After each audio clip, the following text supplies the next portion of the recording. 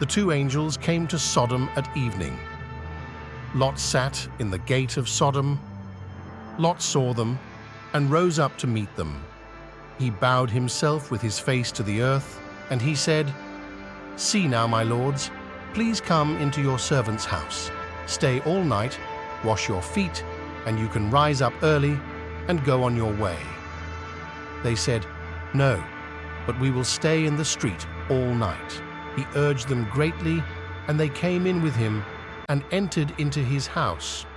He made them a feast and baked unleavened bread, and they ate. But before they lay down, the men of the city, the men of Sodom, surrounded the house, both young and old, all the people from every quarter. They called to Lot and said to him, "Where are the men who came into you this night? Bring them out to us, that we may have sex with them." 6 Lot went out to them through the door and shut the door after himself. He said, "Please, my brothers, don't act so wickedly. See now, I have 2 virgin daughters. Please let me bring them out to you, and you may do to them what seems good to you. Only don't do anything to these men, because they have come under the shadow of my roof." They said, "Stand back." Then they said, "This one fellow came in to live as a foreigner, and he appoints himself a judge. Now we will deal worse with you than with them." They pressed hard on the man Lot and came near to break the door. But the men reached out their hand and brought Lot into the house to them and shut the door. They struck the men who were at the door of the house with blindness, both small and great, so that they wearied themselves to find the door. The men said to Lot, "Do you have anybody else here? Sons-in-law? Your sons, your daughters, and whomever you have in the city, bring them out of the place, for we will destroy this place, because the outcry against them has grown so great before Yahweh that Yahweh has sent us to destroy it." Lot went out and spoke to his sons-in-law, who were pledged to marry his daughters, and said, "Get up, get out of this place, for Yahweh will destroy the city." But he seemed to his sons-in-law to be joking.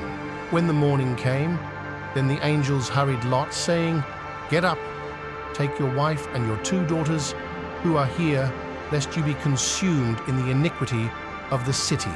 But he lingered, and the men grabbed his hand, his wife's hand, and his 2 daughters' hands, Yahweh being merciful to him, and they took him out and set him outside of the city. It came to pass, when they had taken them out, that he said, "Escape for your life, don't look behind you, and don't stay anywhere in the plain. Escape to the mountains, lest you be consumed." Lot said to them, "Oh, not so, my lord. See now, your servant has found favor in your sight, and you have magnified your loving kindness, which you have shown to me in saving my life. I can't escape to the mountain, lest evil overtake me, and I die. See now, this city is near to flee to, and it is a little one. Oh, let me escape there. Isn't it a little one? And my soul will live." He said to him, "Behold, I have granted your request concerning this thing also, that I will not overthrow the city of which you have spoken. Hurry, escape there, for I can't do anything until you get there." Therefore the name of the city was called Zor. The sun had risen on the earth when Lot came to Zor. Then Yahweh rained on Sodom and on Gomorrah sulfur and fire from Yahweh out of the sky. He overthrew those cities, all the plain, all the inhabitants of the cities, and that which grew on the ground.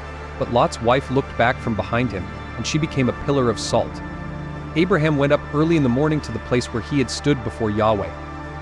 He looked toward Sodom and Gomorrah, and toward all the land of the plain, and saw that the smoke of the land went up as the smoke of a furnace. When God destroyed the cities of the plain, God remembered Abraham, and sent Lot out of the middle of the overthrow, when he overthrew the cities in which Lot lived. Lot went up out of Zor, and lived in the mountain, and his 2 daughters with him, for he was afraid to live in Zor. He lived in a cave with his 2 daughters. The firstborn said to the younger, "Our father is old, and there is not a man in the earth to come in to us in the way of all the earth. Come, let's make our father drink wine, and we will lie with him, that we may preserve our father's family line." They made their father drink wine that night, and the firstborn went in and lay with her father. He didn't know when she lay down, nor when she lay. It came to pass on the next day that the firstborn said to the younger, "Behold, I lay last night with my father. Let's make him drink wine again tonight. You go in and lie with him, that we may preserve our father's family line." They made their father drink wine that night also. The younger went and lay with him.